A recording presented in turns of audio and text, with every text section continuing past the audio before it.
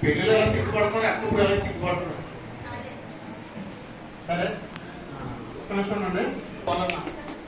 ఒకరేమో భూలక్ష్మి గారు బొక్క చేస్తారు.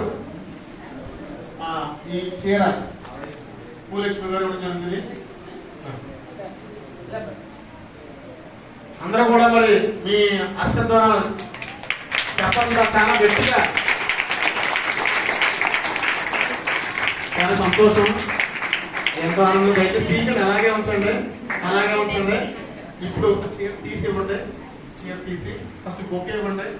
భూలక్ష్మి గారు ఈ విషయంలో ముందరుండి వారికి చదువు చూపించారు. భూలక్ష్మి గారు దగ్గర అన్న గాంధీ గారు నువ్వు రావాలి, పక్కన కూర్చోవాలి. అది ఫోటో